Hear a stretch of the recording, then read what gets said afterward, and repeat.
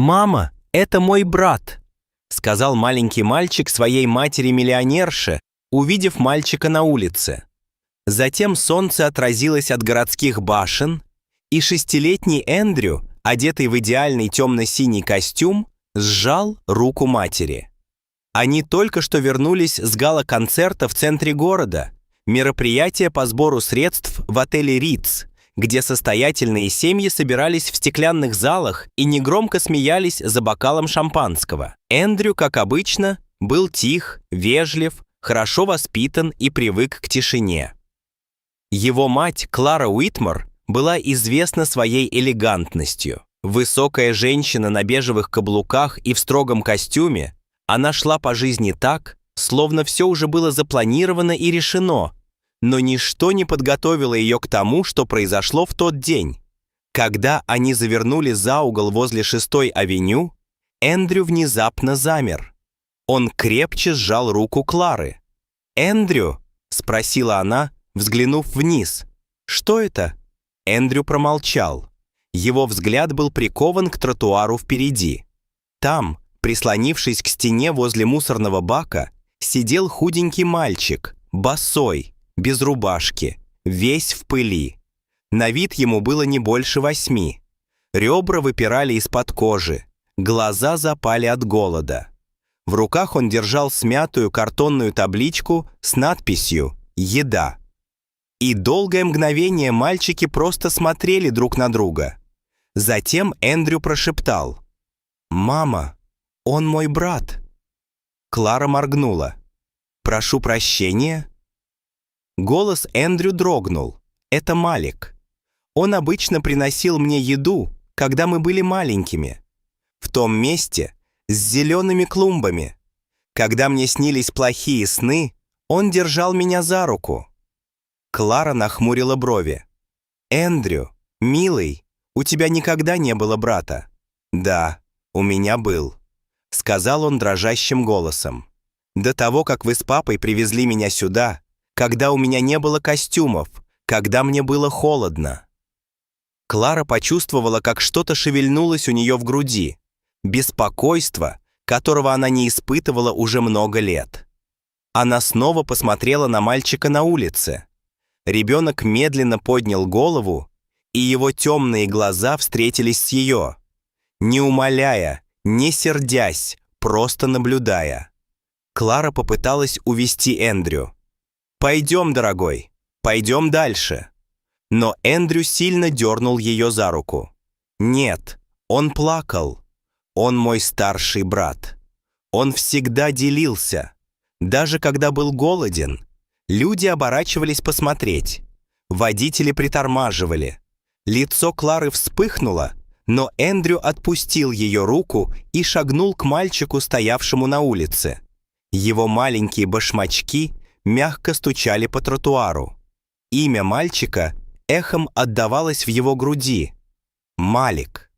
Он помнил это имя так, словно оно было написано у него на костях.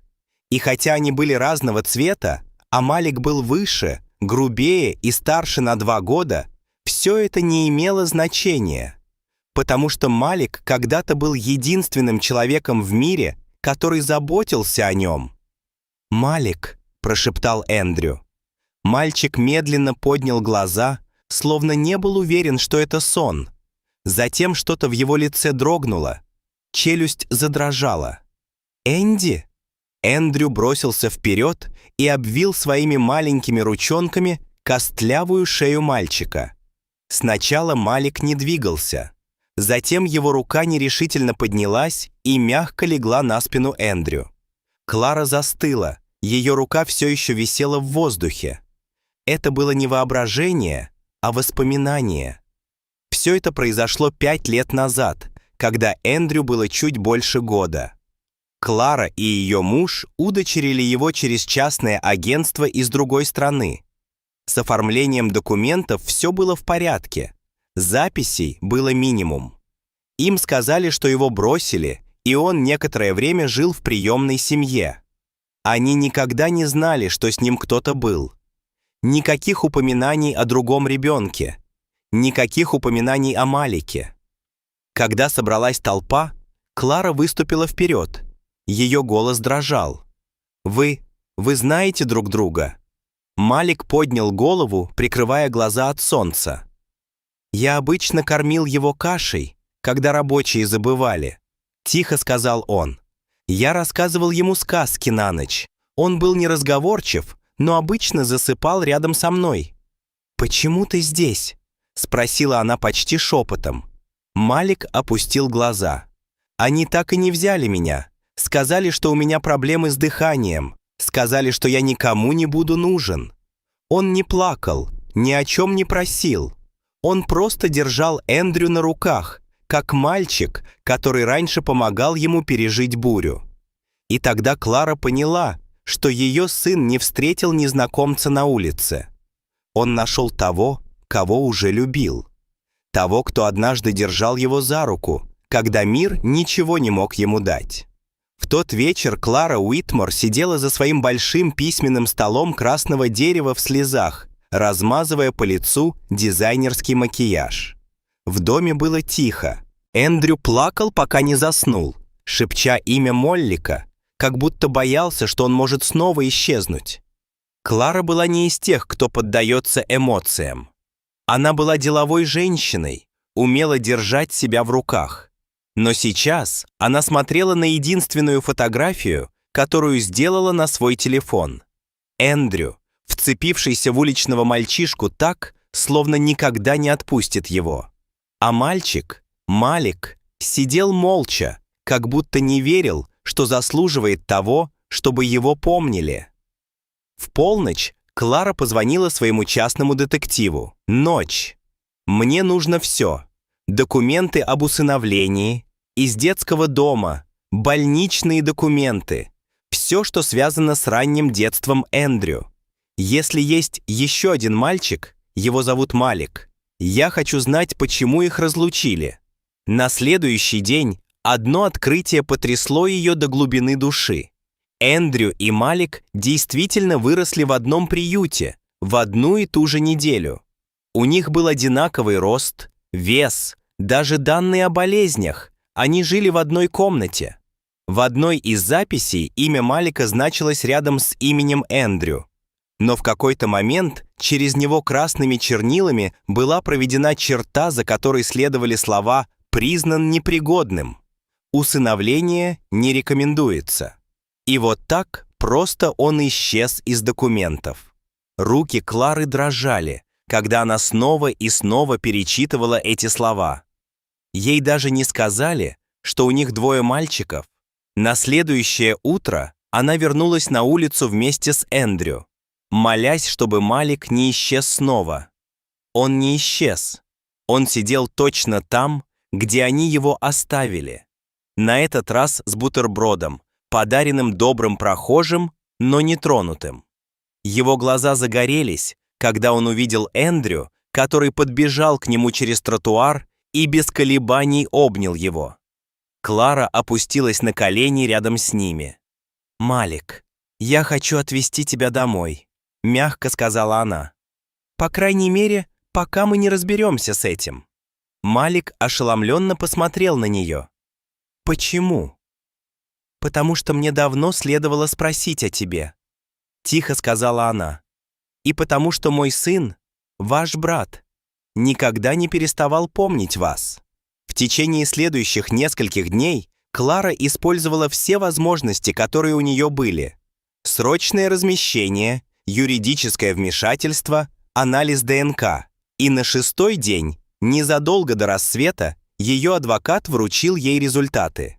Совпадение с братом и сестрой на 99,9%, но не по крови, а по анамнезу. Та же приемная семья, тоже досье на прием, тоже удостоверение на раннее вскармливание. 2 мальчика, разлученных жестоким приговором, росчерком пера и безразличием. Теперь их снова нашел 6-летний мальчик в крошечном костюмчике с огромным сердцем. Клара устроила пресс-конференцию не ради славы, а ради привлечения внимания. «Мы удочерили Эндрю, думая, что даем ребенку второй шанс», — сказала она. «Но мы не знали, что у него уже был кто-то, кто любил его как брата. Нам никогда не говорили. Это упущение отняло 5 лет у 2 детей, которые нуждались друг в друге. Ее голос дрогнул. «Это Малик», — добавила она, нежно положив руку ему на плечо, когда он нервно встал рядом с Эндрю. «Он не сломлен. Он не стал меньше. Он храбрый, и с этого дня он дома». Толпа встала, некоторые заплакали, а Малик впервые за много лет улыбнулся. Прошли месяцы, и Малик пошел в школу. Это был его первый настоящий класс. Он с трудом усваивал алфавит, но преуспел в математике. Эндрю каждое утро держал его за руку, с гордостью представляя его своим друзьям как моего старшего брата. Клара записала его на занятия по терапии, диетологии и искусству. Но больше всего на свете она дала ему то, чего у него никогда раньше не было. Кровать, табличку с именем, место на стене с семейными фотографиями и будущее. А на его 9-й день рождения она подарила ему кое-что еще. Маленькое, потертое, но бесценное, ламинированную копию картонной таблички, на которой когда-то было написано «Еда». Под этим она добавила золотыми чернилами: «Ты попросил еды, ты подарил любовь, и теперь у вас обоих есть все». Потому что одни семьи создаются случайно, а другие — детьми, которые отказываются забывать друг друга. И Эндрю, он не просто нашел потерявшегося мальчика на улице. Он нашел ту часть себя, которой всегда недоставало, брата навеки. Если вам понравилась эта история, не забудьте поднять большой палец вверх и нажать кнопку подписки, чтобы получать больше эмоциональных, драматичных и неожиданных историй. И напишите нам в комментариях, из какой точки мира вы смотрите. Мы рады всем вам. До следующего раза оставайтесь добрыми, любопытными и продолжайте наблюдать.